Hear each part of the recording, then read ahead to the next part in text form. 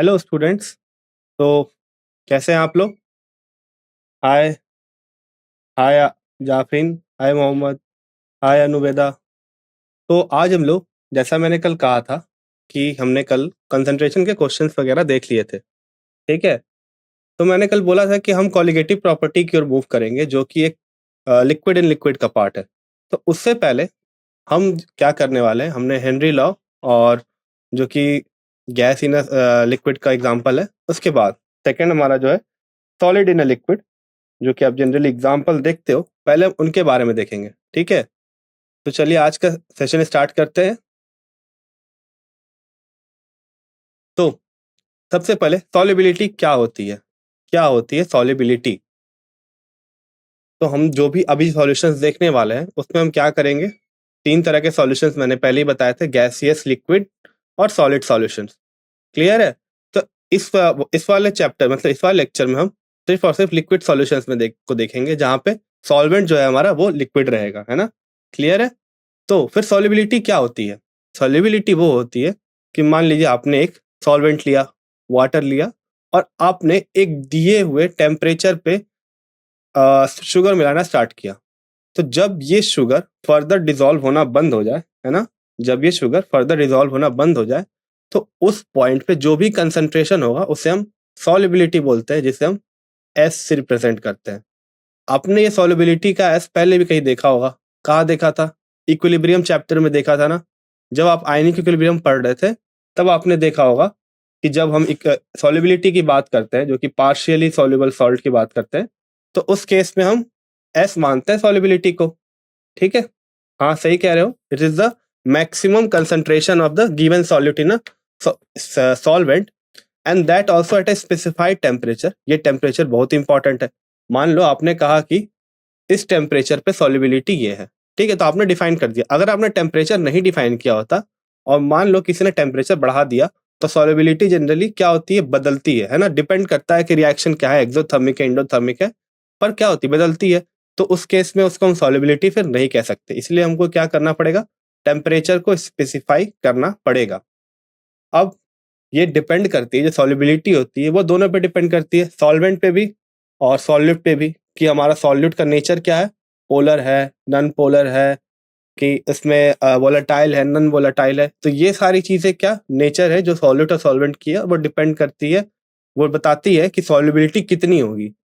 जैसे बहुत सारे जो हमारे सॉल्ट होते हैं वो पार्शली सॉल्युबल होते हैं, जैसे कि हमारा सिल्वर क्लोराइड सॉल्ट होता है, जिसका जो सॉल्युबिलिटी होती है उसकी बहुत कम होती है, वो बहुत ही कम अमाउंट में डिसॉल्व होती है ना? तो उसके लिए हमने केएसपी वगैरह भी कैलकुलेट किया होगा आयनिक इक्विलिब्रियम के केस में। ठीक है? तो डिपेंड करता है कि हमारा सॉल्यूट और सॉल्वेंट किस नेचर का है। तो आज जिस दो तरह के सॉल्यूशन की हम बात करेंगे, वो है हमारा ए सॉलिड इन अ लिक्विड। बहुत ही सिंपल है। यहाँ पे लिक्विड क्या हो जाएगा हमारा? सॉल्वेंट हो जाएगा, है ना? लिक्विड क्या हो जाएगा? सॉल्वेंट हो जाएगा। और सॉलिड क्या होगा हमारा? सॉल्यूट होगा। मतलब जो हमारा सॉल्यूट है वो सॉलिड फॉर्म में रहेगा, और जो हमारा सॉल्वेंट है वो लिक्विड फॉर्म में रहेगा। हाँ, पोलर और नॉन पोलर क्या होता है? पोलर वो होता है जिसके जिसके मॉलिक्यूल में पोलैरिटी होती है। जैसे वाटर मॉलिक्यूल है ना? वाटर मॉलिक्यूल का H2O है, वो पोलर इन नेचर है। पोलर कैसे है देखो, मान लो हमने एक H2O लिक्विड लिया। अब इसके कारण क्या होगा? हमारा जो ऑक्सीजन है वो डेल्टा नेगेटिव चार्ज कैरी करेगा, क्योंकि ज्यादा इलेक्ट्रोनेगेटिव है। सिमिलरली ये डेल्टा पॉजिटिव कैरी चार्ज करेगा। अब जो डाइपोल का डायरेक्शन होता है वो होता है पॉजिटिव से नेगेटिव की ओर, है ना? और इसके केस में क्या होता है? पॉजिटिव से नेगेटिव की ओर। ये केमिस्ट्री के केस में। फिजिक्स के केस में डाइपोल मूवमेंट का डायरेक्शन उल्टा हो जाता है। अब अगर आप इन दोनों को वेक्टर मान ले, तो वेक्टर एडिशन से जो नेट डाइपोल निकल के आएगा वो इस डायरेक्शन में रहेगा। तो ये एक क्या हो गया? ये एक पोलर सॉल्वेंट हो गया। और भी एग्जांपल्स हो सकते हैं। HF हो गया हमारा, ये भी क्या है? एक पोलर सॉल्वेंट है, जिसका डाइपोल का डायरेक्शन क्या है? डेल्टा प्लस, यहाँ डेल्टा नेगेटिव यहाँ, क्योंकि ज्यादा इलेक्ट्रोनेगेटिव है। तो ये है हमारे पोलर सॉल्वेंट के एग्जांपल। तो एक हो गया सॉलिड इन लिक्विड, जिसमें हमारा सॉल्यूट क्या है? सॉलिड है। तो पहले हम इसकी बात करेंगे, और सॉल्वेंट लिक्विड है। दूसरे सॉल्यूशन जिसके बारे में बात करेंगे वो है गैस इन अ लिक्विड, जिसमें हमारा सॉल्यूट क्या रहेगा? गैस रहेगा, और हमारा जो सॉल्वेंट रहेगा वो लिक्विड रहेगा। तो सबसे पहले हम बात करते हैं सॉलिड इन अ लिक्विड की। मतलब हम सॉलिड सब्सटेंस को डिसॉल्व कर रहे हैं लिक्विड सॉल्वेंट में। तो चलिए देखते हैं इसके बारे में। तो जैसा मैंने बताया कि पोलर सॉलिड्स होते हैं, जिनका जो मॉलिक्यूल होता है वो पोलर होता है, उनमें एक नेट डाइपोल मूवमेंट होता है ना। तो अब ये देखा गया, तो ये स्टेटमेंट बहुत ही कॉमन है कि like dissolves in like. Like dissolves in like का हिंदी में इसका मतलब हुआ कि एक जैसी चीज उसके समान चीज में ही घुलेगी, या फिर जैसे कि मान लो अगर आप एक स्टाफ रूम में जाओ अगर, ठीक है, तो उसमें जनरली जो भी मेंबर्स होंगे वो कौन होंगे? टीचर्स होंगे, है ना। अगर आप क्लासरूम में जाओगे तो उसमें एक टीचर होगा, लेकिन बाकी सारे क्या होंगे? स्टूडेंट्स होंगे। तो ये क्या हो गया? एक जैसी चीजों को क्या एक जगह अलाइन होती है। उसी तरीके से अगर आप बात करो पोलर, मतलब कि लाइक डिसॉल्व्स इन लाइक की, मतलब जो पोलर सॉल्वेंट्स है और जो पोलर सॉल्यूट्स है, ठीक है, तो हम पोलर सॉल्वेंट्स को ही पोलर सॉल्वेंट्स में डिसॉल्व कर सकते हैं। एग्जाम्पल हमारा बहुत ही कॉमन एग्जाम्पल है सोडियम क्लोराइड जो है, जो कि हमारा नमक होता है, वो एक पोलर मॉलिक्यूल है, आयोनिक इन नेचर, और इसको हम वाटर में इजिली डिसॉल्व कर सकते हैं। ओके, पर अगर हम इसी NaCl को, जो कि पोलर है, इसे हम अगर चाहें कि हम बेंजीन में डिसॉल्व कर दें, जनरली जितने भी ऑर्गेनिक सॉल्वेंट्स होते हैं, अगर आप बात करो बेंजीन की, गुड इवनिंग रीना, तो आप अगर बात करो बेंजीन की, अगर आप बात करो टॉल्विन की, मीथेन की, मीथेन इज गैस, मीथेन तो गैस होती है, कार्बन टेट्राक्लोराइड की, तो ये सारी क्या है? ये सारे क्या है हमारे? ये सारे के सारे हमारे नॉन पोलर सॉल्वेंट्स है, क्योंकि इनमें पोलैरिटी नहीं होती है।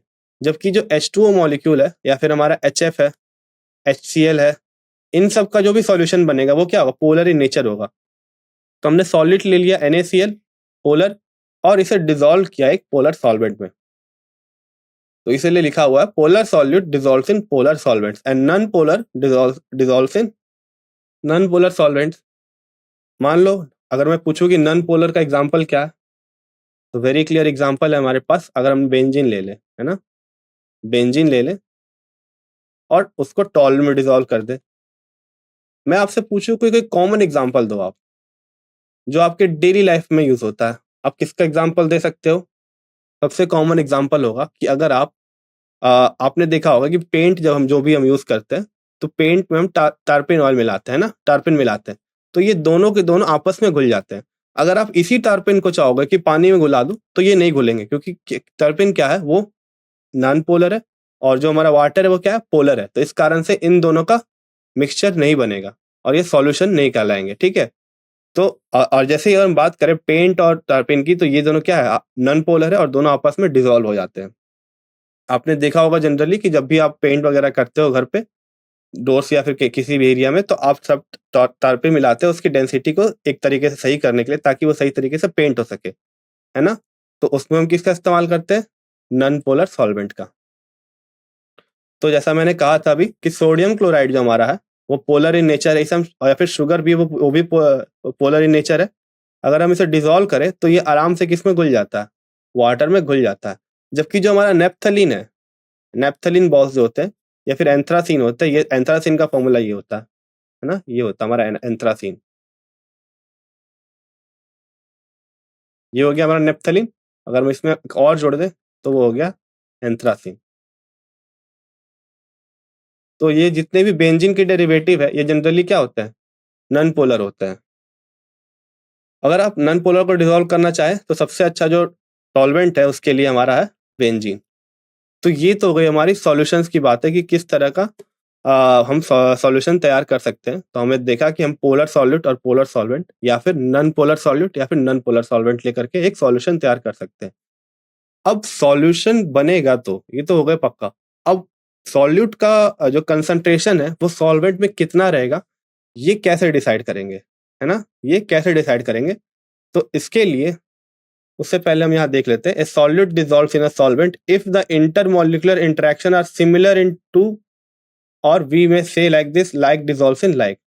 इसका मतलब क्या हुआ?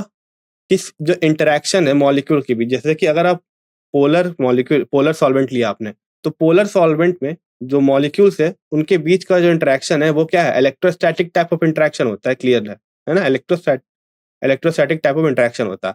अगर आपने नॉन पोलर सॉल्वेंट लिया है, तो नॉन पोलर सॉल्वेंट में जो मॉलिक्यूल्स के बीच में इंटरेक्शन रहेगा वो वंडर वाल रहेगा मेजरली। तो अगर आप ऐसा कोई सॉल्यूट ले जिसमें same type of interaction show हो रहा हो जैसा कि आपका सॉल्वेंट में, तब तब क्या होता है? क्या कहते हैं, सॉल्युबल हो जाता है हमारा सॉल्यूट, ठीक है। नेक्स्ट, अब दो टर्म है हमारे पास, पहला है डीसॉल्यूशन और दूसरा है क्रिस्टलाइजेशन। डीसॉल्यूशन क्या होता है, हमने शुगर या फिर सॉल्ट लिया, ठीक है, हमने शुगर या फिर सॉल्ट लिया और उसको वाटर में घुला दिया, है ना। तो इसके मिलने को, मतलब कि सॉलिड पार्टिकल को सॉल्वेंट में मिलने को हम कहते हैं डीसॉल्यूशन।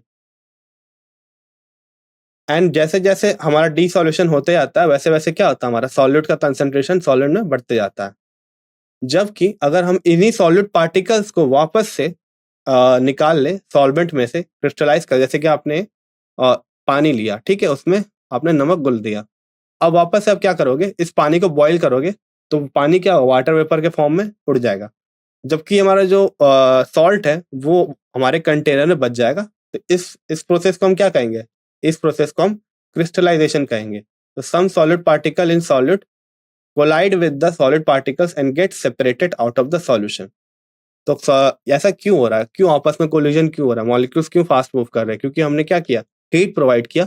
अब मॉलिक्यूल्स के आपस में कोलिजन होने के कारण क्या होता है, वो सेपरेट आउट हो जाते हैं। क्लियर है। अब जैसा मैंने बता रखा है कि एक कंसंट्रेशन होता है जिसपे आ करके हमारा मैक्सिमम सॉल्युबिलिटी हो गया, अब इससे ज़्यादा हम कंसंट्रेशन को नहीं बढ़ा सकते। अब इस केस में क्या होगा कि एक डायनेमिक इक्विलिब्रियम सेटअप हो जाएगा, है ना, डायनेमिक इक्विलिब्रियम सेटअप हो जाएगा। आगे अगर हम क्या करेंगे, अगर हम थोड़ा सा भी सॉल्यूट ऐड करेंगे तो वो सॉल्यूट हो सकता है कि सॉल्वेंट में घुल जाए, पर इक्विलिब्रियम को स्टैब्लिश रखने के, क्योंकि इक्विलिब्रियम तो टेम्परेचर डिपेंडेंट है, फर्दर तो डिसोल्यूशन होने का नहीं, क्योंकि हमने मैक्सिमम सॉल्युबिलिटी तक रीच कर लिया है। अब क्या होगा कि जो सॉलिड पार्टिकल्स हमने ऐड किया है वो अगर सॉल्वेंट में गए, मतलब उसमें अगर मिल गए, तो हमारे कुछ सॉलिड पार्टिकल जो डिसॉल्व थे पहले से वो बाहर आ जाएंगे।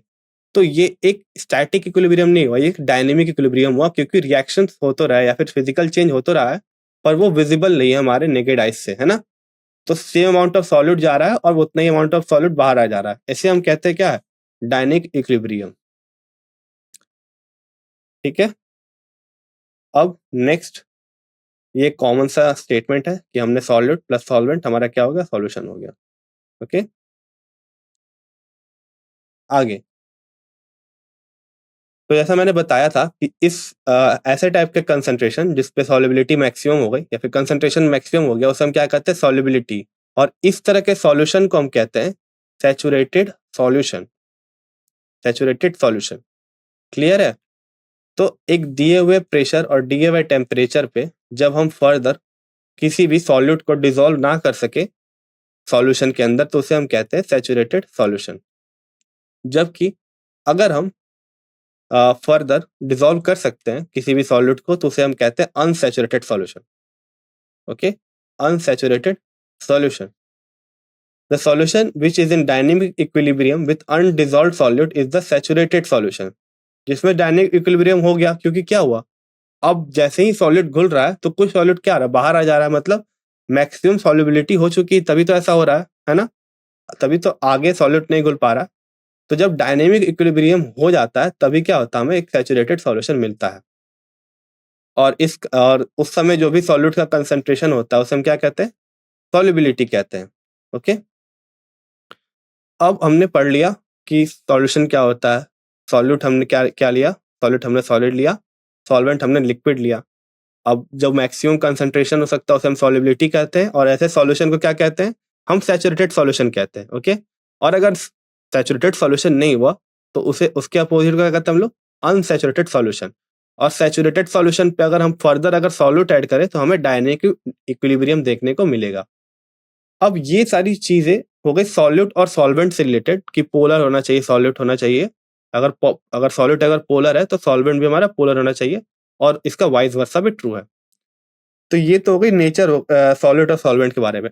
अब अगर हम एक्सटर्नल कंडीशंस की बात करें जैसे हमारा प्रेशर, टेम्परेचर, तो उसका क्या इफेक्ट होता है, चलिए ये देखते हैं। सबसे पहला होता है हमारा इफेक्ट ऑफ टेम्परेचर। यहाँ पर ध्यान रखना कि हम सॉलिड इन अ लिक्विड की बात कर रहे हैं फिलहाल। किसकी बात कर रहे हैं, सॉलिड इन अ लिक्विड की। तो बस इस वाले इफेक्ट ऑफ टेम्परेचर का जो हम जनरलाइजेशन करेंगे, मतलब कि हम कहेंगे कि ये इंक्रीज करता है कि डिक्रीज करता है, ये सिर्फ और सिर्फ सॉलिड इन लिक्विड के लिए ही होगा। तो अगर हम बात करें सॉल्युबिलिटी सॉलिड की लिक्विड में, तो ये सिग्निफिकेंटली इफेक्ट होती है टेम्परेचर के कारण, है ना? सिग्निफिकेंटली इफेक्ट होते हैं टेम्परेचर के कारण, और इसका डायरेक्ट रिलेशन है हमारा ली चैटरियल प्रिंसिपल से। कैसे? मान लीजिए कोई हमारे पास इक्विलिब्रियम है जिसमें हमारा सॉल्यूट और सॉल्वेंट डिसॉल्व होकर सॉल्यूशन दे रहा है, और इसके लिए डेल्टा एच मान लो दे रखा है एक्सोथर्मिक। एक्सोथर्मिक बोले तो एक्सोथर्मिक क्या होता है रिएक्शन? एक्सोथर्मिक वो रिएक्शन होता है जिसमें हीट रिलीज हो रही है। क्या हो रहा है? हीट रिलीज हो रहा है। अब हमने क्या दिया कि ये एक एक्सोथर्मिक रिएक्शन है, ठीक है? अब ली चैटरल प्रिंसिपल क्या कहता है कि अगर हमने हीट बढ़ाया तो रिएक्शन बैकवर्ड की ओर जाएगा। क्लियर है? रिएक्शन बैकवर्ड की ओर जाएगा, और अगर एक इंडोथर्मिक रिएक्शन है तो रिएक्शन क्या होगा? फॉरवर्ड की ओर जाएगा। इसका एक्सप्लेनेशन क्या है? देखो, इसका एक्सप्लेनेशन ये है कि मान लो कोई चीज है, अगर कोई चीज अगर मूव कर रही है आगे की ओर, है ना? कोई चीज अगर मूव कर रही है आगे की ओर, तो अगर आप उसको उसके अपोजिट डायरेक्शन में फोर्स लगाओगे, जिस डायरेक्शन में मूव करेगी उसके अपोजिट डायरेक्शन में फोर्स लगाओगे, तो वो चीज जो भी स्पीड से एक्सेलरेट कर रही होगी वो स्लो हो जाएगी। और अगर आप उसके डायरेक्शन ऑफ वेलोसिटी जिस डायरेक्शन में मूव कर रही है उसी डायरेक्शन में फोर्स लगाओगे, तो उसका स्पीड ऑफ रिएक्शन क्या होगा? बढ़ जाएगा, है ना? तो उसी तरीके से मान लो कि रिएक्शन है, वो जब प्रोसीड करती है तो उसमें हीट रिलीज होता है ना? तो अगर आप उसमें हीट प्रोवाइड करोगे तो रिएक्शन क्या करेगा? उस एक्स्ट्रा हीट जो आपने प्रोवाइड किया उसको बैलेंस करने के लिए रिएक्शन को बैकवर्ड ले जाएगा, ताकि वो एक्स्ट्रा हीट यूज हो सके। क्योंकि अगर कोई रिएक्शन फॉरवर्ड में एक्सोथर्मिक है तो बैकवर्ड में क्या होगा? इंडोथर्मिक। तो ये एक जनरल स्टेटमेंट है कि अगर आप कोई रिवर्सिबल रिएक्शन ले रहे हो, अगर वो फॉरवर्ड में एक्सोथर्मिक है तो बैकवर्ड में इंडोथर्मिक होगा, और अगर फॉरवर्ड में इंडोथर्मिक है तो बैकवर्ड में क्या होगा? एक्सोथर्मिक होगा। तो हाँ, तो हमने जो मान लो हमने हीट प्रोवाइड किया किसी एक्सोथर्मिक रिएक्शन में, मतलब जो फॉरवर्ड में एक्सोथर्मिक था, तो वो बैकवर्ड में इंडोथर्मिक होगा, तो उस हीट को क्या होगा? उस हीट के कारण जो चेंज आ रहा उसको नलीफाई करने के लिए, फिर खत्म करने के लिए रिएक्शन बैकवर्ड की ओर जाएगा, ताकि वो हीट को एब्जॉर्ब कर सके। ठीक है? क्योंकि वो इंडोथर्मिक रिएक्शन है तो हीट को एब्जॉर्ब करेगा ही। और यही है हमारा ली चैटरियल प्रिंसिपल, जो कि कहता है कि अगर हम किसी भी इक्विलिब्रियम कंडीशन में कोई चेंज लाएं, तो वो इक्विलिब्रियम इस तरीके से मूव करेगा ताकि वो जो चेंज हमने लाया है वो नलीफाई या फिर खत्म हो सके। तो अगर आपका रिएक्शन एक्सोथर्मिक है, अगर आपने हीट प्रोवाइड किया तो रिएक्शन बैकवर्ड की ओर जाएगा। अगर आपका रिएक्शन इंडोथर्मिक था, मतलब वो हीट ले रहा था, ठीक है? आपका जो रिएक्शन था वो इंडोथर्मिक था, वो हीट ले करके आगे बढ़ रहा था। आपने क्या किया? उसमें और हीट प्रोवाइड कर दिया, तो क्या होगा? वो रिएक्शन आगे की ओर जाएगा। तो जनरली जो सॉलिड इन लिक्विड होते हैं, वो जो मतलब ये जो डिसॉल्यूशन करते हैं हम, वो जनरली क्या होते हैं? इंडोथर्मिक होते हैं, जनरली इंडोथर्मिक होते हैं, हमेशा नहीं, पर ज़्यादातर क्या होते हैं? इंडोथर्मिक होते हैं। जैसे कि अगर आप शुगर सॉल्यूशन लो, है ना? अगर आपने कहा कि इस टेम्परेचर पे ये जो है एक सैचुरेटेड सॉल्यूशन है, और इसमें ये शुगर का ये सॉल्युबिलिटी है क्योंकि ये मैक्सिमम कंसंट्रेशन है। तो वो एक टेम्परेचर के लिए डिफाइंड है, ओके? अगर आपने इसका टेम्परेचर बढ़ाया तो क्या होगा कि वो शुगर जो है फर्दर डिसॉल्व होना शुरू हो जाएगा, मतलब और भी उसकी सॉल्युबिलिटी क्या होगी? बढ़ जाएगी। क्योंकि क्या है, ये एक इंडोथर्मिक रिएक्शन है। इसके पीछे का लॉजिक क्या है? इसके पीछे का लॉजिक ये है कि सॉलिड को डिसॉल्व करने के लिए क्या करना होता है? उसे तोड़ना होता है, उसके मॉलिक्यूल्स को बाइफरकेट करना होता है। तो हीट जब हम सप्लाई करते हैं तो वो मॉलिक्यूल्स को क्या करता है? काइनेटिक एनर्जी बढ़ा देता है। काइनेटिक एनर्जी बढ़ाने से क्या होगा? सॉलिड जो है वो लिक्विड की ओर जाएगा। ये एक जनरल पर्सपेक्टिव है ना? क्योंकि आपको पता है कि लिक्विड में जो मॉलिक्यूल्स की काइनेटिक एनर्जी वो ज़्यादा होती है, और सॉलिड में काइनेटिक एनर्जी कम होती है। अगर आपने उसको हीट किया फर्दर, तो उसकी काइनेटिक एनर्जी बढ़ेगी, और वो मॉलिक्यूल्स आपस में क्या करेंगे? कोलाइड करेंगे, और वो फ्री अपार्ट हो जाएंगे। That would go in opposite direction और in any direction due to greater kinetic energy, क्योंकि काइनेटिक एनर्जी को होल्ड नहीं कर पाएगा। मतलब कि जो इंटरेक्शन है सॉलिड में वो होल्ड नहीं कर पाएगा, और इनफ काइनेटिक एनर्जी मिलते ही वो टूट जाएगा। तो फर्दर जो उसका कन्वर्जन होगा सॉलिड सॉलिड से, वो किस में जाएगा? वो लिक्विड में जाएगा, और अपने सॉल्यूशन जो है उसमें डिसॉल्व हो जाएगा। ठीक है? तो इसी कारण से जनरली जो भी सॉलिड एंड लिक्विड का जो भी सॉल्यूशन बनाते हैं वो क्या होता है हमारा एंडोथर्मिक होता है। वो रिएक्शन क्या होता है एंडोथर्मिक होता है। क्लियर है? तो ये दोनों स्टेटमेंट हो गए इसी के लिए कि अगर आपका रिएक्शन एंडोथर्मिक है तो हीट बढ़ाने से हमारा सॉल्यूशन क्या होगा, सॉल्यूशन में कंसंट्रेशन क्या होगा, बढ़ेगा सॉल्यूट का। और एक्सोथर्मिक है तो सॉल्युबिलिटी क्या हो जाएगी, घट जाएगी। ठीक है, क्लियर है? आगे नेक्स्ट है इफेक्ट ऑफ प्रेशर। तो प्रेशर का जो इफेक्ट होता है वो सॉलिड पे ज्यादा नहीं होता है। ओके, क्योंकि सॉलिड्स क्या होते हैं, नॉन कंप्रेसिबल होते हैं, उसको आप दबा नहीं सकते हो। आपने स्टेटमेंट बहुत ही इनिशियल फेज में पढ़ी होगी कि सॉलिड होता है वो इनकम्प्रेसिबल होता है as compare to liquid and gas. सबसे ज्यादा कंप्रेसिबल गैस होता है, अगर इसको चाहे तो आराम से कंप्रेस कर सकते हो। इसका सिंपल सा एग्जांपल है कि आप जब ट्यूब में हवा भरते हो तो वो गैस क्या होती है, कंप्रेस होकर एक छोटे से एरिया में जमा हो जाती है। उसी तरह लिक्विड भी थोड़ा मोड़ा कंप्रेसिबल है, पर सॉलिड बिल्कुल ही कंप्रेसिबल नहीं है। अब कंप्रेसिबल नहीं है, इसका क्या इफेक्ट होगा, उसका कोई उस पे कोई इफेक्ट नहीं पड़ेगा प्रेशर का। आप प्रेशर अप्लाई करो, भरपूर प्रेशर अप्लाई करो, उस पे कोई इफेक्ट नहीं पड़ेगा। हाँ, एक significant amount of pressure would be a reason for that, but that is next to impossible, right?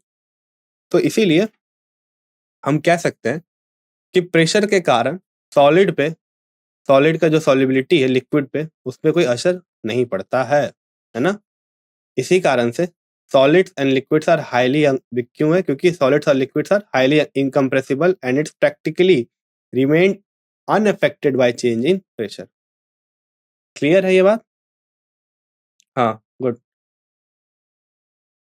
तो ये हो गया हमारा सॉलिड इन अ लिक्विड का सॉल्यूशन। अब हम बात करेंगे गैस इन ए लिक्विड का सॉल्यूशन के बारे में, जिससे हम जान सकें कि गैसेस कैसे लिक्विड में डिसॉल्व होते हैं। तो सबसे जो कॉमन एग्जांपल है गैस डिसॉल्व्ड इन लिक्विड, उसका एग्जांपल है oxygen that is dissolved in water. Water में क्या होता है कि हमारे कुछ अमाउंट ऑफ ऑक्सीजन डिसॉल्व होता है और ये जरूरी होता है एक्वेटिक लाइफ के लिए। ओके, एक्वेटिक लाइफ के लिए ये जरूरी होता है, क्योंकि सॉल्यूशन, क्योंकि यही ऑक्सीजन क्या करता है, ब्रीदिंग में हेल्प करता है एक्वेटिक एनिमल्स की। और भी बहुत सारे गैसेस डिसॉल्व होता है, नाइट्रोजन भी डिसॉल्व होती है वाटर में, है ना? मीथेन गैस भी डिसॉल्व होती है वाटर में। तो सॉल्युबिलिटी क्या होता है, वो प्रेशर के कारण बढ़ता है। तो अभी तक हमने देखा दो दो चीज हमने ली, टेम्परेचर लिया और प्रेशर लिया, और कहा कि टेम्परेचर का जो असर होता है वो सॉलिड इन लिक्विड पे होता है और प्रेशर का जो इफेक्ट होता है वो सॉलिड इन लिक्विड पे नहीं होता। पर अगर हम बात करें गैसेस की, तो प्रेशर बहुत ही बड़ा रोल प्ले करती है सॉल्युबिलिटी का। किसके सॉल्युबिलिटी के? गैस का सॉल्युबिलिटी का वाटर में। और इसका सबसे बड़ा कारण ये है क्योंकि गैसेस क्या होती है, वो कंप्रेसिबल होती है, क्योंकि उनमें मॉलिक्यूलर डिस्टेंस बहुत ज्यादा होता है, इसलिए आप उसको चाहो तो कंप्रेस कर सकते हो। अब कंप्रेस करने से क्या होगा, डेंसिटी बढ़ती है और वो धीरे धीरे डिजॉल्व हो जाती है। इसका सबसे अच्छा एग्जाम्पल क्या है, आप कोक वाटर लेते हो, आपको पता है कि वो हाई प्रेशर से अंदर की ओर बड़ा भरा हुआ है। तो ये हाई प्रेशर क्यों मेंटेन किया गया, ताकि वो जो CO2 था वो आपके कोल्ड ड्रिंक या फिर सॉफ्ट ड्रिंक में क्या रहे, डिजॉल्व रहे, और जिसके कारण आपको एक तरह का टेस्ट भी मिलता होगा। ठीक है? और आपने देखा होगा कि जैसे ही आप उसके लीड को हटा दें, आप फिर उसे कितना भी ठंडा करो वो टेस्ट वापस नहीं आता है। ऐसा क्यों? क्योंकि आपने जब उसके लीड को हटाया तो जिस प्रेशर से CO2 उसमें भरा हुआ था, फिर पैक किया हुआ था, वो प्रेशर क्या हो गया, रिलीज हो गया। तो जो प्रेशर कम हो गया तो उसके अंदर का CO2 क्या होगा, बाहर निकल जाएगा। तो इससे आप एक बात क्या कह सकते हो, आप सोचो एक बात कह सकते हो कि pressure is directly proportional to solubility of a gas. तो इस एक बहुत ही कॉमन सा ये एनालॉजी है जो आप ले सकते हो सॉफ्ट ड्रिंक से। ठीक है? तो जैसे हम बात करें कि ये कैसे होता है, मान लो आपके पास एक एक्सपेरिमेंट आपने कंडक्ट किया। आपने एक कंटेनर लिया जहाँ पे एक पार्ट में आपने क्या रखा, नीचे वाले पार्ट में आपने रखा लिक्विड, ऊपर में गैस प्रेजेंट होगा, और आपने इसे एक लिड से ढक दिया और एक वेट रख दिया W1। ओके,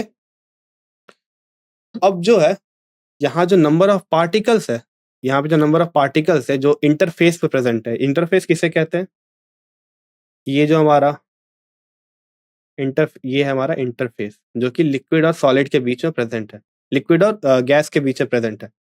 अब आप इस इंटरफेस में देखोगे तो नंबर ऑफ पार्टिकल्स जो प्रेजेंट है इंटरफेस पे वही तो हमारे लिक्विड में जा रहे होंगे, है ना, वही डिसॉल्व हो रहे होंगे। तो आप देखोगे कि ये क्या है, पार्टिकल्स बहुत ही कम है जब ये वेट W1 था।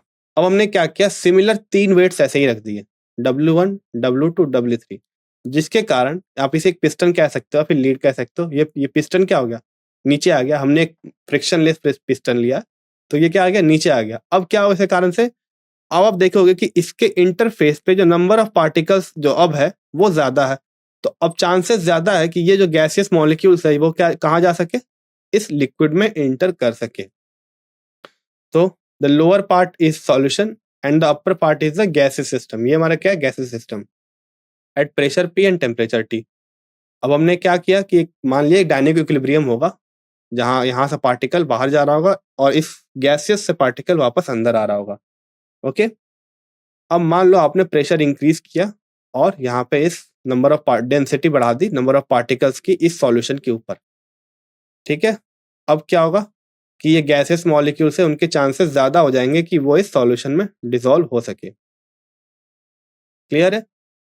Okay, next. अब ये कब तक होगा, the solubility of the gas will increase until a new equilibrium is reached.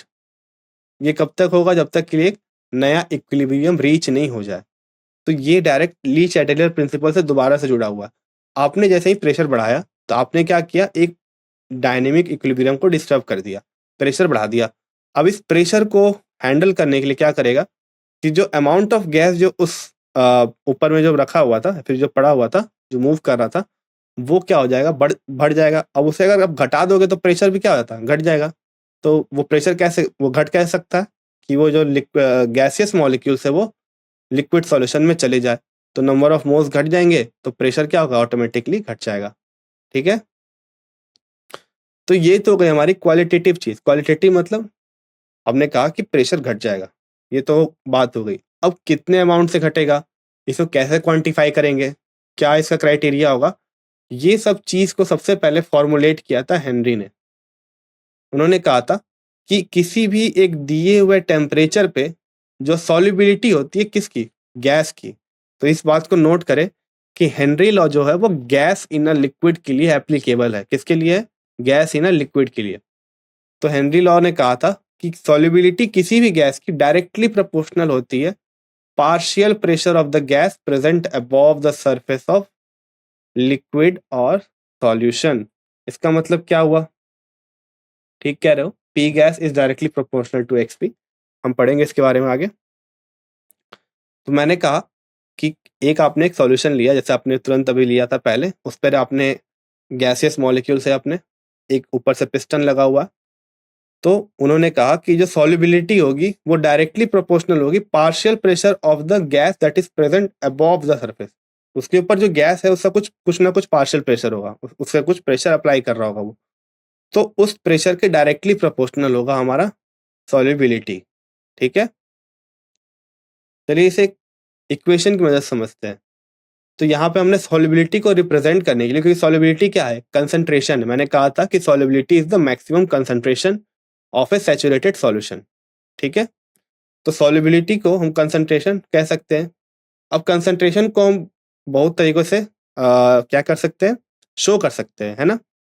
तो क्योंकि ये गैस है और जब हम डिस्कशन कर रहे थे इसके बारे में, कंसंट्रेशन टर्म्स के बारे में, तब मैंने कहा था कि कंसंट्रेशन टर्म्स को हम जनरली किसके वे में रिप्रेजेंट करते हैं, मोल फ्रैक्शन की मदद से रिप्रेजेंट करते हैं। ओके, मोल फ्रैक्शन की मदद से रिप्रेजेंट करते हैं।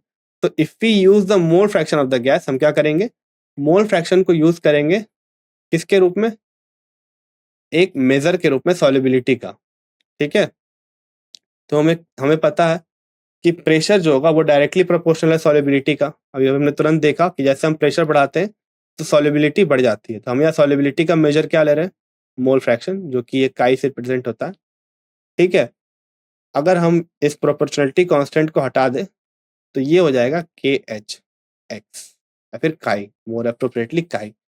तो यही है हमारा क्या है, ये है हमारा हेनरी लॉ।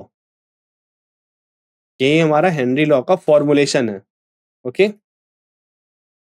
तो हम कह सकते हैं the most commonly used form of Henry law states that वो कहता है कि द सॉल्युबिलिटी जो है वो डायरेक्टली प्रोपोर्शनल है किसके, partial pressure of the gas above the surface of solution. और यहाँ पे हम सॉल्युबिलिटी किस रूप में ले रहे हैं, मोल फ्रैक्शन में। तो हम कहेंगे कि partial pressure of the gas is directly proportional to mole fraction of the gas. Clear है? ठीक है, इसका आपने एक्सप्लेनेशन भी देख लिया अभी। अब अगर हम प्रोपोर्शनलिटी कांस्टेंट हटाने के बाद हमारे पास क्या आता है, के एच आता है। क्या आता है, के एच आता है। और इसी के एच को हम क्या कहते हैं, हेनरीज लॉ कांस्टेंट कहते हैं। हेनरीज लॉ कांस्टेंट कहते हैं। ओके, अब हम क्या करते हैं कि हम हेनरी लॉ को वेरीफाई करने की कोशिश करते हैं। तो किसी भी लॉ को जब आप वेरीफाई करना चाहते हो तो आप एक एक्सपेरिमेंटल डाटा लेते हो और उसको प्लॉट करके देखते हो कि आपका जो प्लॉट आ रहा है वो आपके इक्वेशन के बराबर है कि नहीं। तो हमने जो अभी इक्वेशन देखा वो था P इज इक्वल्स टू के एच एक्स या फिर काई।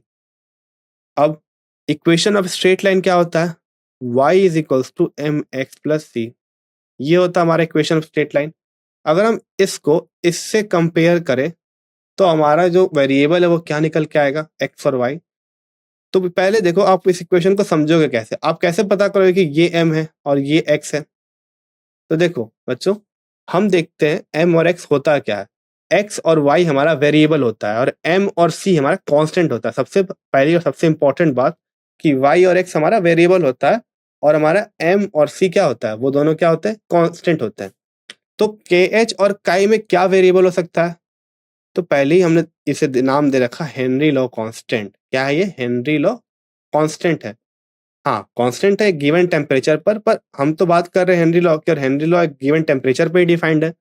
तो क्या हो गया हमारा, ये के एच क्या हो गया, कांस्टेंट हो गया। देयरफॉर एम क्या हो गया हमारा, के एच हो गया। हाँ सी हमारा इंटरसेप्ट हो गया, पर यहाँ पे ये तो जीरो है, कुछ तो है नहीं आगे इसके। तो सी क्या हो गया हमारा, इंटरसेप्ट क्या हो गया, जीरो। एक्स जो कि हमारा वेरिएबल है वो हमारा काई है। ओके, और वाई जो है वो हमारा प्रेशर है। तो हमारे पास एक इक्वेशन ऑफ स्ट्रेट लाइन आ गई जिसका स्लोप के एच है, वाई प्रेशर है, एक्स काई है और इंटरसेप्ट जीरो है। तो आप के एच का जो वैल्यू होता है, ये इंपॉर्टेंट है, के एच का जो वैल्यू होता है वो पॉजिटिव होता है। तो ये आप नोट कर लो, के एच इज पॉजिटिव।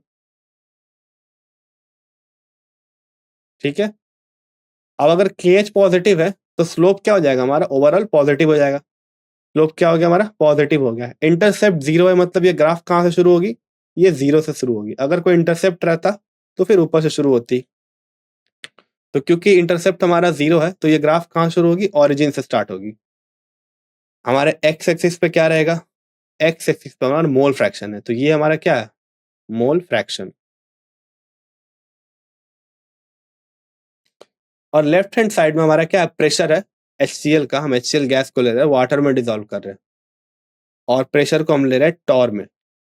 जिसमें ले रहे हैं टॉर में। तो अगर हम प्रेशर वर्सेस मोल फ्रैक्शन अगर प्लॉट करेंगे तो हम देखेंगे कि हमें एक स्ट्रेट लाइन मिल रहा है, और ये बिल्कुल ही सही है इस इक्वेशन के हिसाब से। क्योंकि इस इक्वेशन के हिसाब से अगर आप कंपेयर करते हो स्ट्रेट लाइन के साथ तो आपको एक स्ट्रेट लाइन मिलनी चाहिए थी जिसका इंटरसेप्ट जीरो होना चाहिए था, वो है। स्लोप होना चाहिए था पॉजिटिव, वो भी है। ओके, तो ये हम इससे हमने क्या कहा कि हमारा हेनरी लॉ बिल्कुल ही सही है। ठीक है, हमारे हेनरी लॉ बिल्कुल ही सही है। अब नेक्स्ट, अब हम बात करते हैं के एच की। तो हमने के एच एक टर्म देखा। तो सबसे पहली बात जो मैंने कही कि के एच पॉजिटिव होता है। दूसरी बात क्या कही हमने, के एच की जो वैल्यू होती है वो किस पर डिपेंड करती है, वो डिपेंड करती है गैस पे। ठीक है, बहुत ही क्लियर बात है ये कि के एच की वैल्यू गैस पर डिपेंड करेगी जो कि सॉल्यूट है, ना कि सॉल्वेंट पे। ठीक है, तो के एच क्या है, गैस के लिए होता है। तो ये डिफरेंट डिफरेंट गैसेस के लिए हमारे पास डिफरेंट डिफरेंट के एच है। और के एच की वैल्यू टेम्परेचर पे भी डिपेंडेंट है। ओके, तो ये at a given temperature for a given gas defined होती है। अब higher the value of K H, किसी भी गैस, अगर गैस का अगर हम बात करें, अगर के एच वैल्यू ज्यादा होगी तो उसकी सॉल्युबिलिटी कम होगी। कैसे कम होगी, हमने अभी देखा P इज इक्वल्स टू के एच एक्स, के एच काई आई वुड से, क्योंकि सॉल्युबिलिटी की बात हो रही, सॉरी मोल फ्रैक्शन की बात हो रही है। Therefore KH will be equals to P by chi. तो आप यहाँ देख सकते हैं कि KH जो है वो इनवर्सली प्रोपोर्शनल है काई का, और काई हमारी क्या है, सॉल्युबिलिटी है या फिर मोल फ्रैक्शन है। इस केस में mole fraction, more appropriately it is the mole fraction. तो क्योंकि KH इनवर्सली प्रोपोर्शनल है मोल फ्रैक्शन का, और मोल फ्रैक्शन का फॉर्मूला होता है number of moles of solute divide by total number of moles, क्योंकि ये 1 बाय काई है तो ये ऊपर चला जाएगा, है ना। तो KH will B inversely proportional to number of moles of solute that is dissolved in a given solvent। तो क्या होगा, इसके कारण से सॉल्युबिलिटी घट जाएगी। तो जिसकी भी KH वैल्यू ज्यादा होगी उसकी सॉल्युबिलिटी क्या होगी, कम होगी। तो अब ये देखा गया है कि KH value for both N2 and O2 increase with increase of temperature. तो मैंने ऐसे कहा था, अभी तुरंत कहा था कि KH की वैल्यू टेम्परेचर पर डिपेंडेंट है और नेचर ऑफ गैस पर डिपेंडेंट है। पर ये एक दूसरी बात है कि जैसे जैसे आप टेम्परेचर बढ़ाओगे वैसे वैसे KH की वैल्यू क्या होगी, बढ़ेगी N2 और O2 के लिए। इंडी जो कि बताती है कि solubility of the gases increase with decrease of temperature। इन्होंने कहा कि जैसे जैसे KH की वैल्यू हम बढ़ाते हैं वैसे वैसे जैसे हम टेम्परेचर बढ़ाते हैं वैसे वैसे KH की वैल्यू बढ़ती है N2 और O2 के लिए। और अभी हमने तुरंत देखा कि KH की वैल्यू इनवर्सली प्रोपोर्शनल है solubility की। तो मैं कहना चाह रहा हूँ कि KH की वैल्यू बढ़ती है कब, जब हम टेम्परेचर को बढ़ाते हैं। और KH की वैल्यू बढ़ने से क्या होता है, solubility या फिर मोल फ्रैक्शन क्या होती है, घट जाती है। तो हम ये कह सकते हैं, तो ये एक इनवर्स रिलेशन हो गया, ये एक इनडायरेक्ट रिलेशन हो गया कि टेम्परेचर बढ़ाने से सॉल्युबिलिटी क्या होगी, घटेगी। किसकी, गैस की, अकॉर्डिंग टू हेनरी लॉ, है ना। तो हम कह सकते हैं according to Henry law the solubility of a gas, the solubility of gases will increase with decrease of temperature. तो जैसे जैसे आप टेम्परेचर बढ़ाओगे इसकी solubility घट जाएगी। अब दोबारा से अगर हम काइनेटिक थ्योरी पे आ जाए तो हमें पता है कि किसी भी गैस को अगर डिसॉल्व करना है तो उसकी काइनेटिक एनर्जी को हम कम करके उसको सॉल्यूशन के अंदर मिलाते हैं, है ना। क्योंकि वो अगर फास्टली मूव करेंगे तो वो सॉल्यूशन से एस्केप कर जाएंगे। अब उनको ये एनर्जी मिलती कहाँ से, उसे ये एनर्जी मिल सकती है एक ही तरीके से, अगर हम टेम्परेचर को वेरी करें।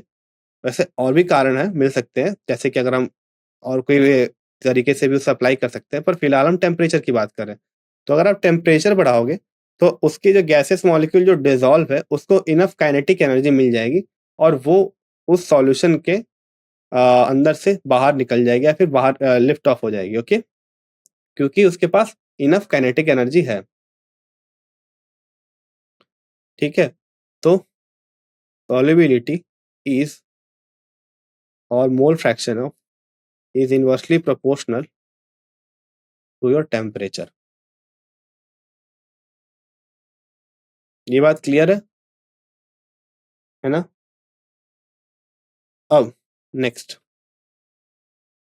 अब यहाँ पे हमारे पास कुछ गैसेस है, हीलियम, हाइड्रोजन, नाइट्रोजन, O2, और हम देख रहे हैं कि इन सब के KH वैल्यू कितने हैं। तो ये गिवन टेम्परेचर पे है, ठीक है।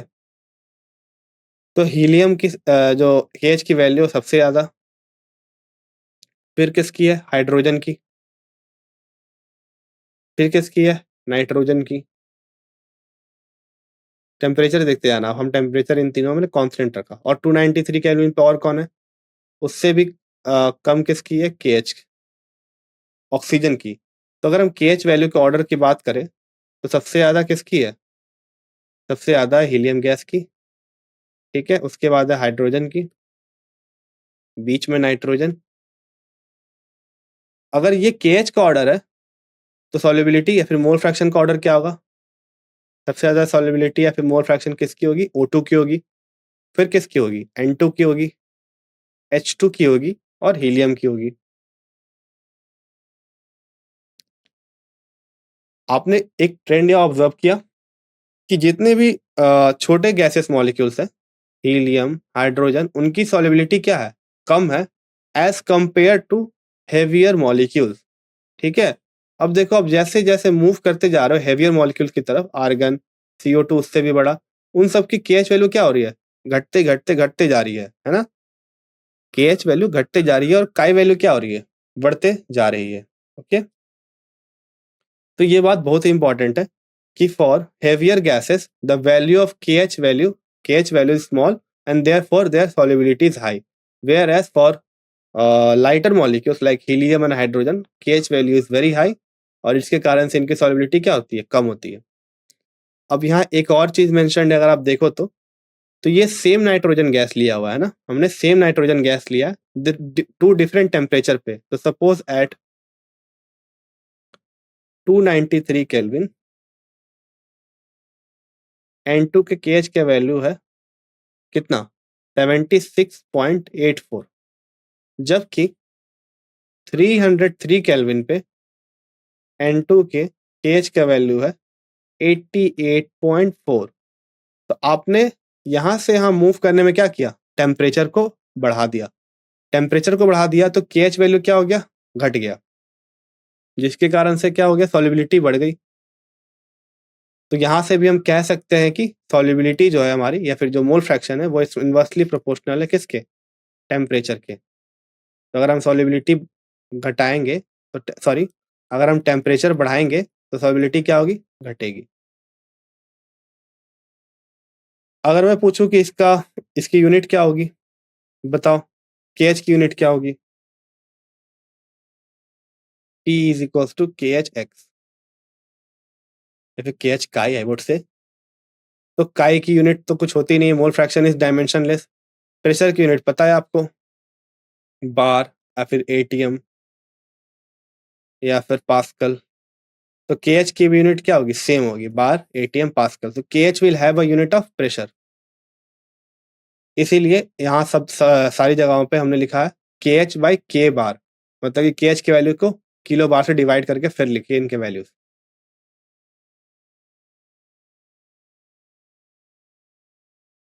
नेक्स्ट अब हम एक क्वेश्चन सॉल्व करते हैं। ओके, एक न्यूमेरिकल सॉल्व करते हैं।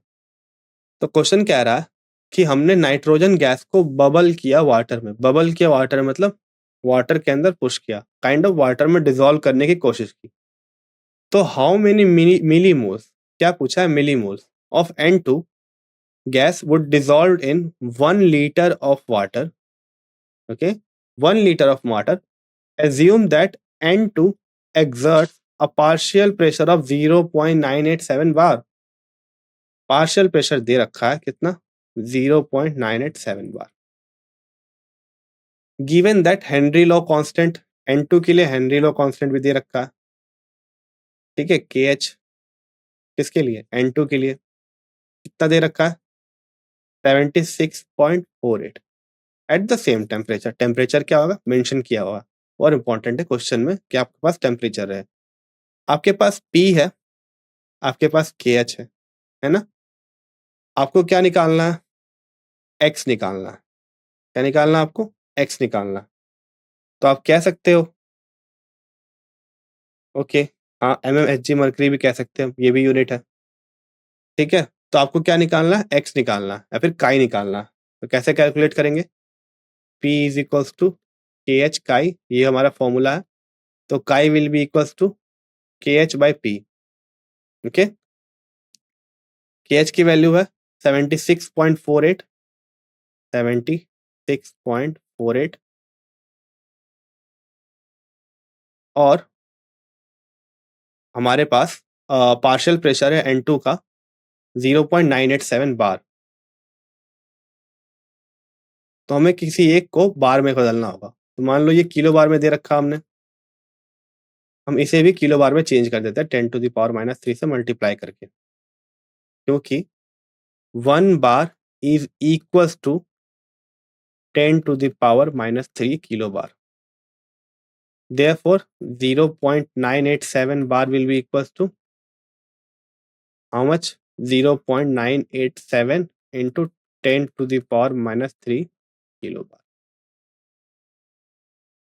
ठीक है, तो आपने यहां से क्या निकाल लिया? यहां से आपने काई निकाल ली। ठीक है, आपने यहां से काई निकाल लिया।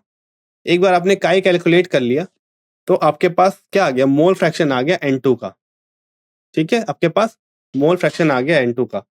आप ये देखोगे कि N2 का मोल फ्रैक्शन जनरली क्या होता है, बहुत कम होता है। बहुत कम अमाउंट ऑफ N2 क्या होता है, डिसॉल्व होता है वाटर में। तो आप इस काई को, अगर मैं बात करूँ काई की, काई ऑफ N2 है ना? काई ऑफ N2 है। तो आप काई ऑफ N2 को क्या लिखोगे?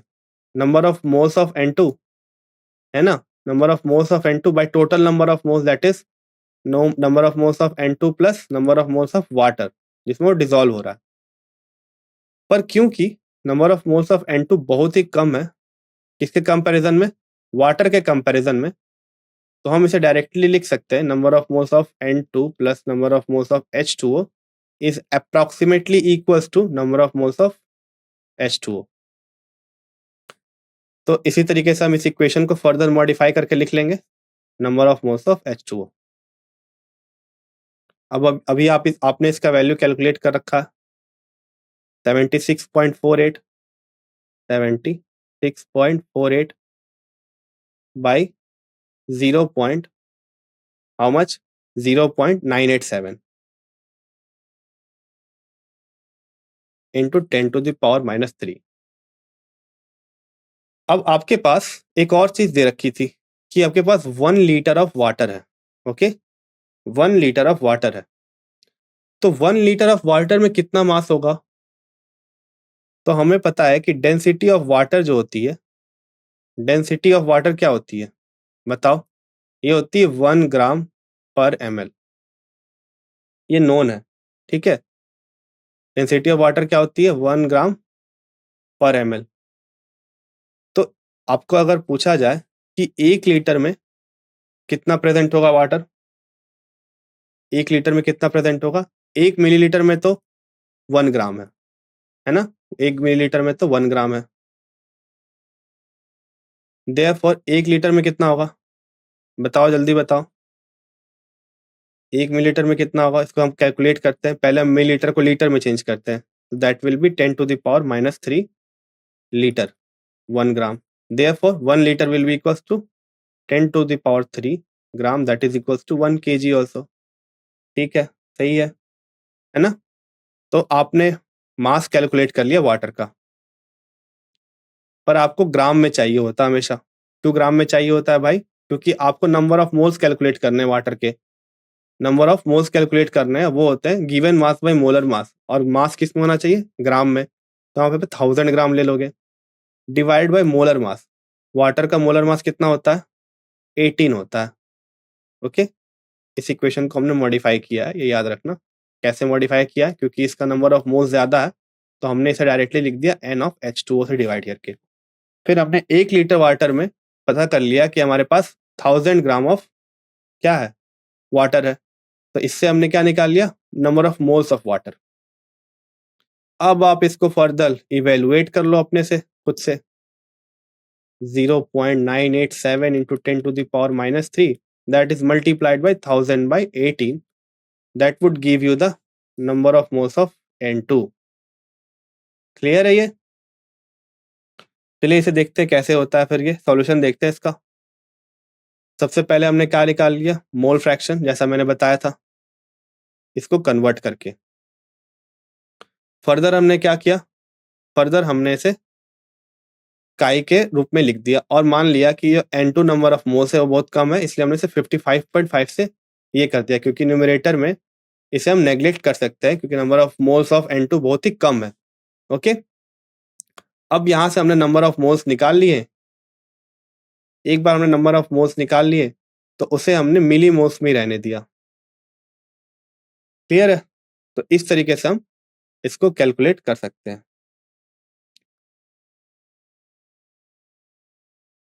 अब ये तो हो गया अब हमारा न्यूमेरिकल। अगर आप इस क्वेश्चन में ध्यान दो तो आपको यहाँ पे क्या पूछा था? मोल फ्रैक्शन पूछा था।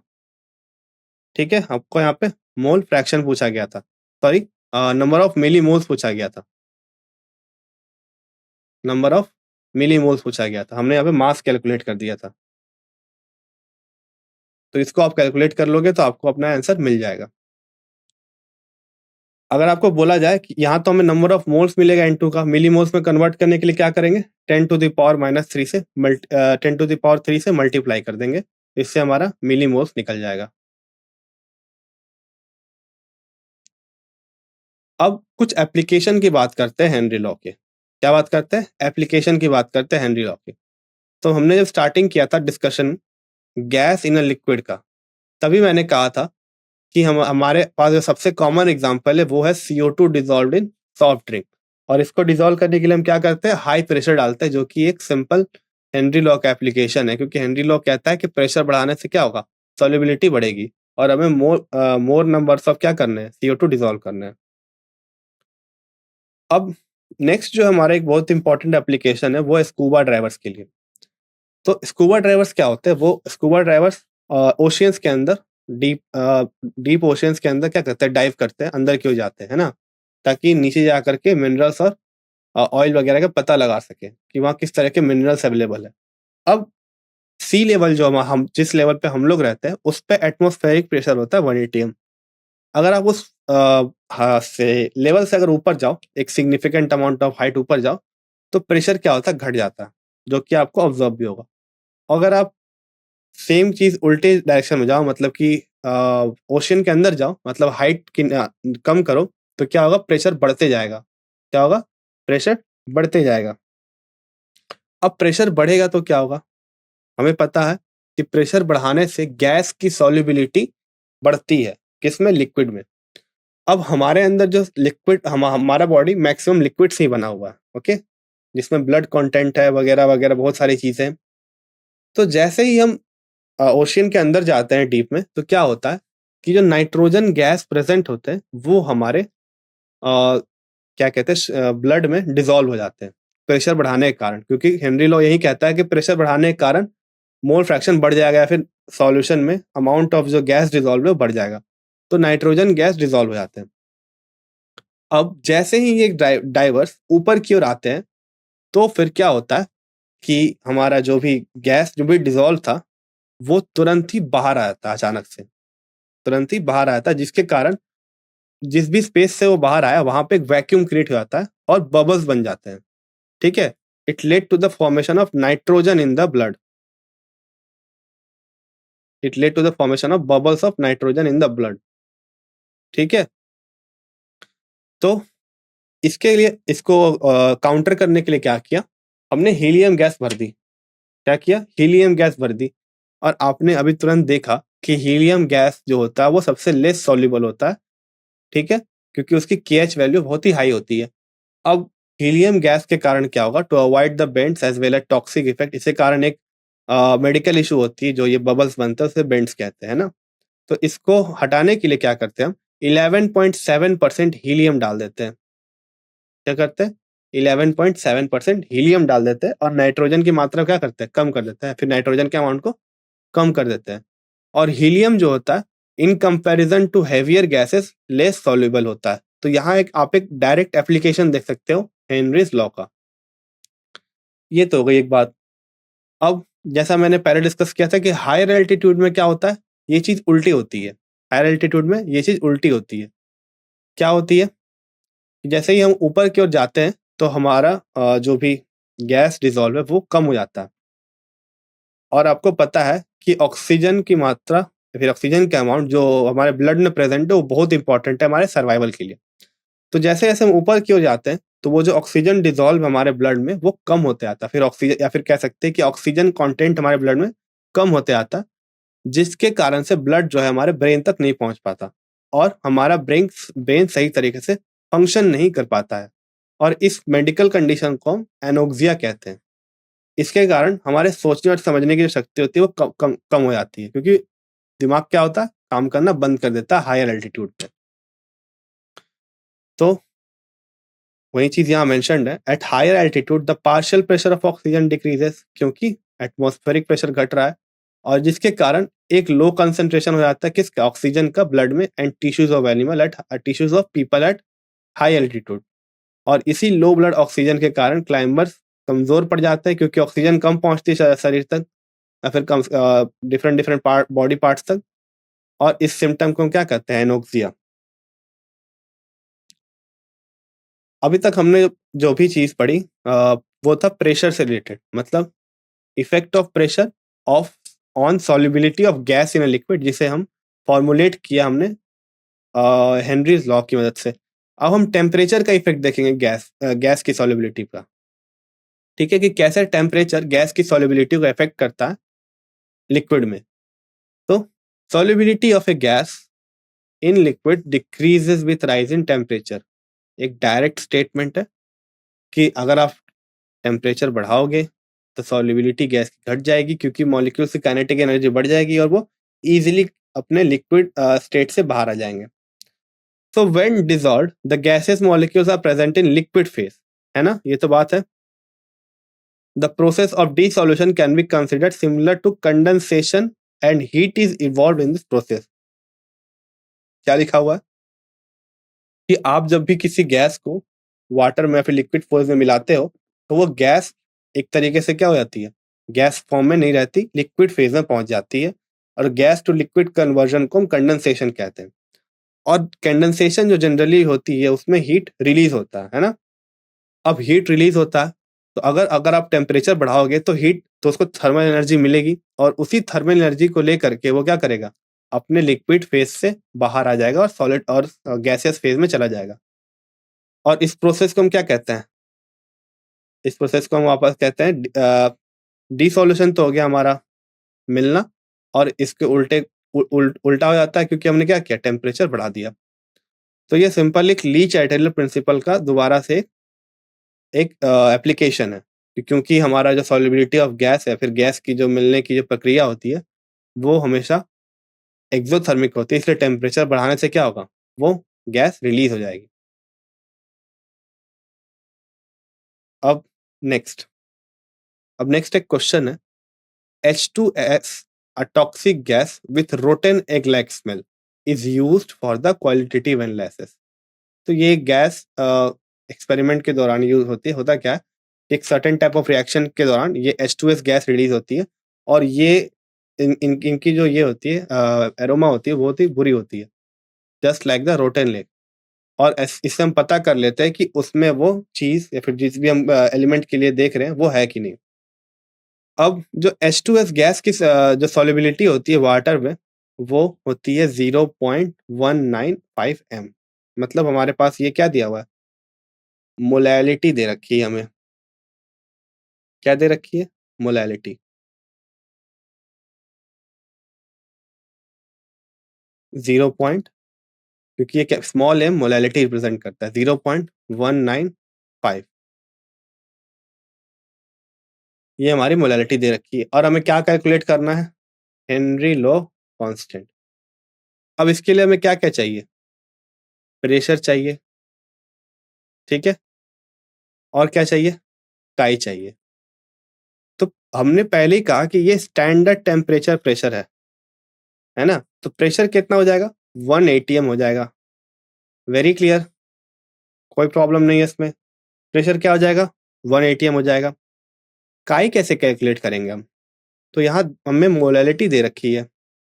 क्या दे रखी है molality, 0.195।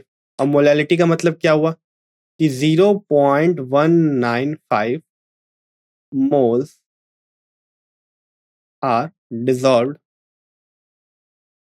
In 1 kg of water, क्योंकि वाटर ही सॉल्वेंट है, यहाँ हमने दे रखा है वाटर के बारे में। तो ये हो गया हमारा सॉल्यूशन। हम इसे ऐसे भी तो बोल सकते हैं कि 0.195 इज इन 1 kg में कितने मोल्स हो जाएंगे, 1000 grams by molar mass, that is 18, that would be 55.55 moles. तो number of moles of H2S हो गया, number of moles of water हो गया।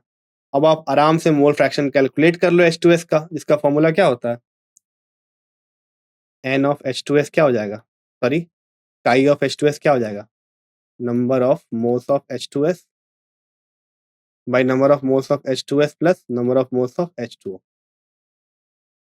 काई आप कैलकुलेट कर लोगे यहाँ से, ओके, काई क्या कर लोगे, कैलकुलेट कर लोगे यहाँ से, और प्रेशर आपको पता ही है, फिर आप KH कैलकुलेट कर लोगे।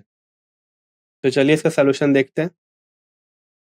तो number of moles of water तो according to molality definition we say that इतना मोल ऑफ H2S डिसॉल्व है 1000 ग्राम ऑफ वाटर में। तो हम कह सकते हैं नंबर ऑफ मोल्स क्या हो गया 1000/18, है ना। अब मोल फ्रैक्शन कैसे निकालेंगे, ऐसा मैंने बताया था, number of moles of H2S जो कि है 0.195 divided by moles of H2S plus H2O। यहाँ हमने कैलकुलेट कर रखा है 0.195 और number of moles of water क्या है 55.56, ये अप्रोक्सीमेट की हुई वैल्यू। फर्दर आप इसे कैलकुलेट कर लोगे तो आपको क्या मिल जाएगा, मोल फ्रैक्शन ऑफ वाटर मिल जाएगा। ये बात क्लियर है। आगे अब जैसा मैंने बता रखा था कि एट एसटीपी पे ये 1 एटीएम होता है और 1 एटीएम में कितना बार होता है 0.987। तो हमने इसे बार में कैलकुलेट किया है, ठीक है। आप इसे चाहोगे तो एटीएम में भी कैलकुलेट कर सकते हो, आप इस जगह 1 एटीएम भी ले सकते थे और 1 एटीएम में 0.987 बार होता है। आपको केएच कैलकुलेट करना था, पी पता है आपको, एक्स आपने कैलकुलेट कर लिया, सॉरी काई कैलकुलेट कर लिया, तो टोटल प्रेशर क्या आ गया 282 बार। ये बात क्लियर है ना।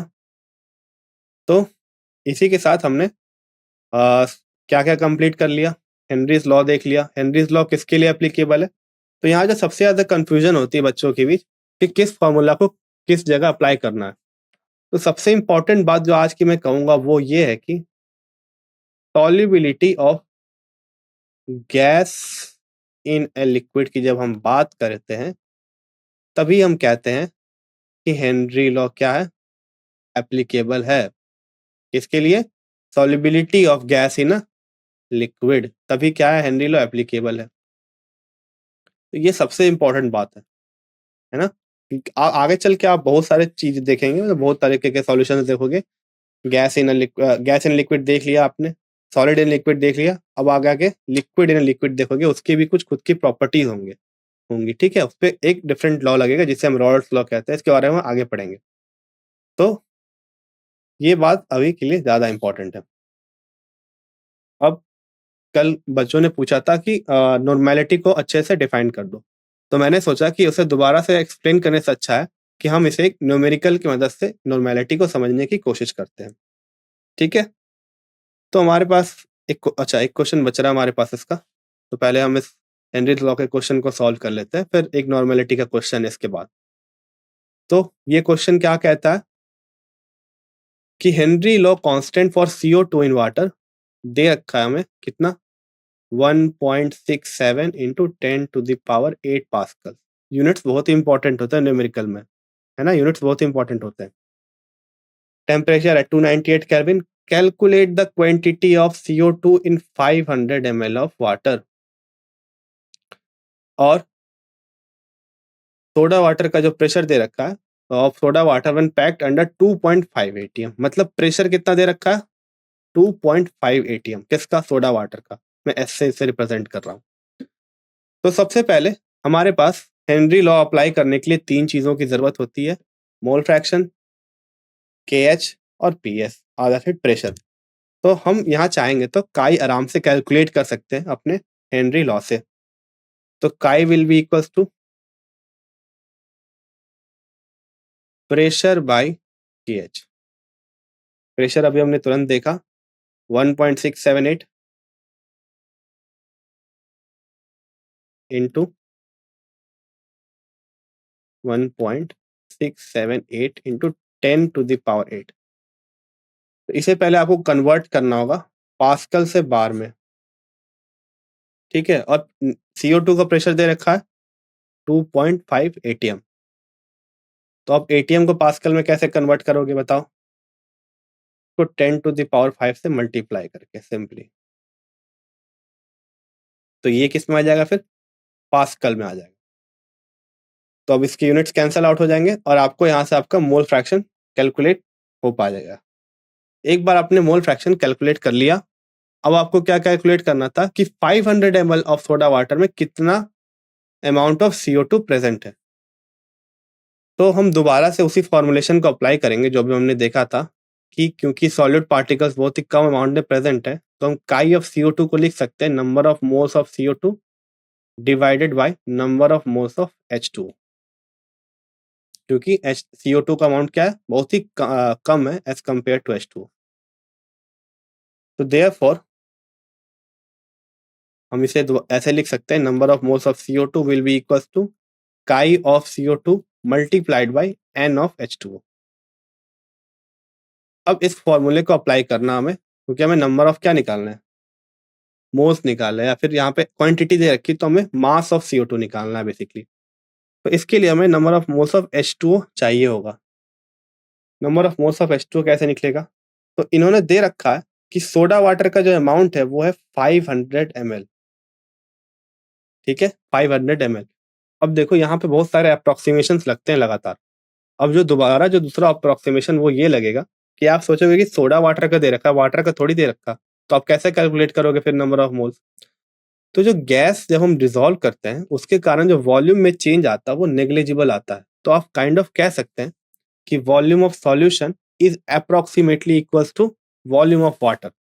मैं कह रहा हूँ कि volume of solution will be approximately equals to volume of water.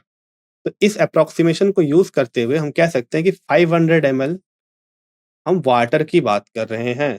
किसकी बात कर रहे हैं? वाटर की बात कर रहे हैं। अब वाटर की डेंसिटी क्या होती है? 1 ग्राम पर ml। तो 500 मिलीलीटर में कितने कितने ग्राम्स प्रेजेंट होंगे? बताओ, 500 मिलीलीटर में कितने ग्राम्स प्रेजेंट होंगे? अगर 1 ग्राम में 1 मिलीलीटर है तो 500 में 500 ग्राम H2O होगा। अब number of moles of H2O क्या हो जाएगा? Number of moles of H2O क्या हो जाएगा?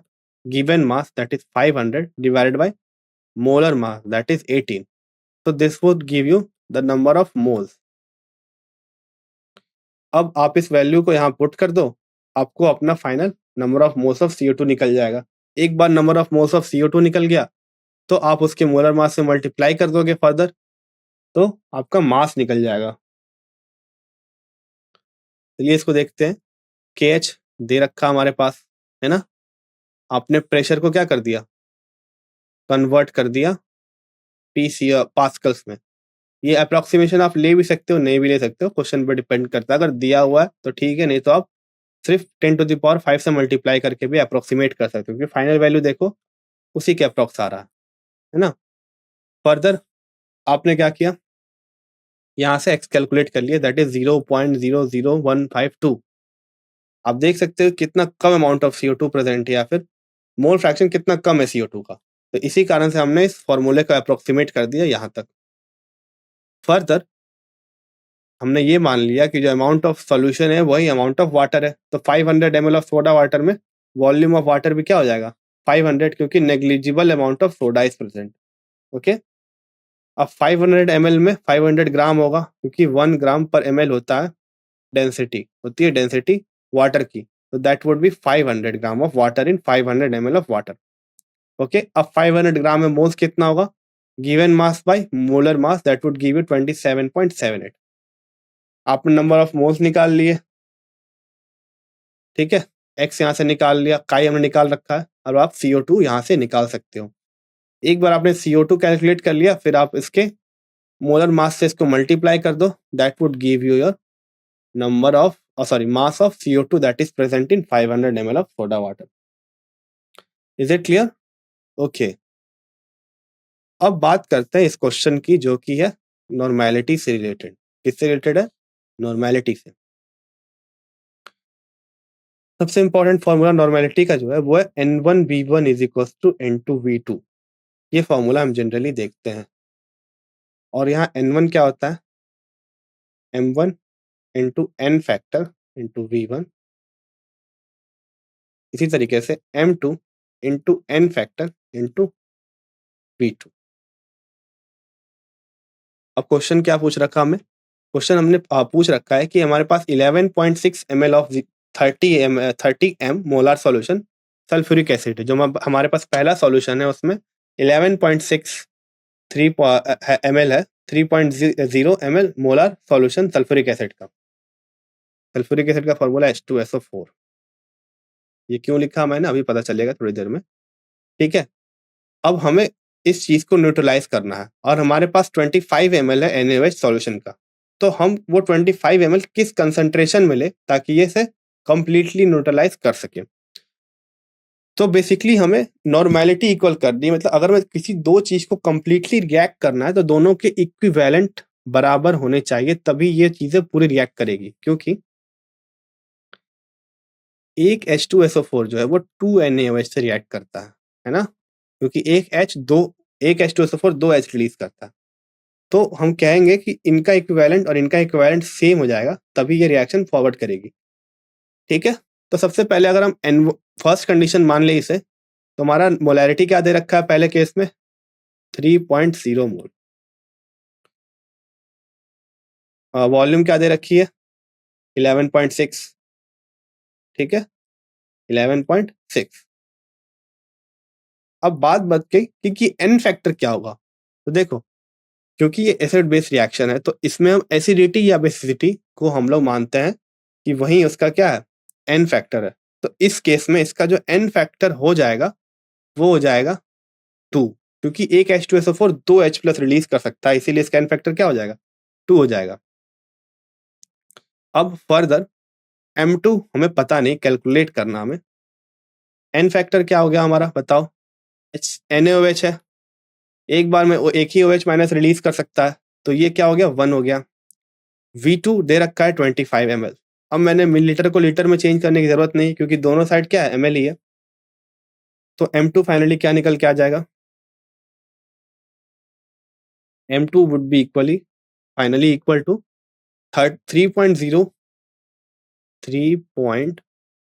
into 2 into 11.6 divided by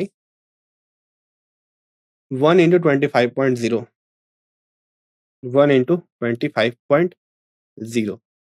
तो इस तरीके से हम इसके मोलैरिटी को कैलकुलेट कर लेंगे, और यही मोलैरिटी के सॉल्यूशन का हाइड्रोक्साइड सॉल्यूशन लेंगे 25 ml, ताकि इस अमाउंट ऑफ H2SO4 को न्यूट्रलाइज कर सके। अगर इसको कैलकुलेट करोगे तो कितना आएगा, ये 3 2 6 into 11.6 डिवाइडेड बाई 25, और 6 6 36, 6 1 639 and 6 1 6 divide by 25।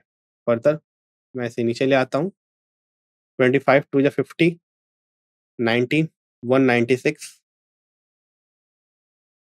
So basically after dividing this, it's basically 696, 2 50, 9 19 196, 25 7 175, 6 minus 5 1, 9 minus 7 2, that is 0। एक और 0 आएगा, 25 8 200, 100, 25 4 100, तो ये आ जाएगा 2784। Okay, molar solution 696, so that should be here 27.4 by 10। Finally ये क्या हो जाएगा, 2.784 मोलर सॉल्यूशन। तो ये हो जाएगा आपका आंसर। तो इस तरीके से हम मोलैरिटी के क्वेश्चन को सॉल्व करेंगे। क्लियर है? तो इसी के साथ हमने आज का लेक्चर यहाँ कंप्लीट कर लिया। अब नेक्स्ट लेक्चर में हम आगे देखेंगे कि सॉल्यूशन में से लिक्विड इन लिक्विड सॉल्यूशन में हम कैसे डील करते हैं रोल्स लॉ की मदद से। तो थैंक यू, आज के लिए इतना ही। अगर आपके पास कोई क्वेश्चन है तो आप पूछ सकते हो।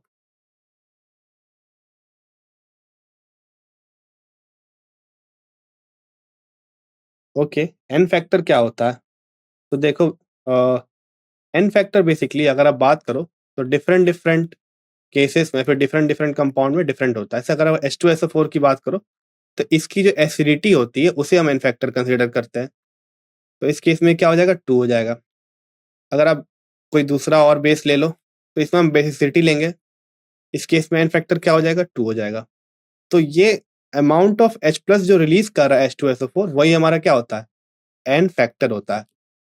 और सिमिलरली अगर आप बेस की बात करो तो जितना OH रिलीज कर सकता है वही इसका एन फैक्टर होता है। क्लियर है?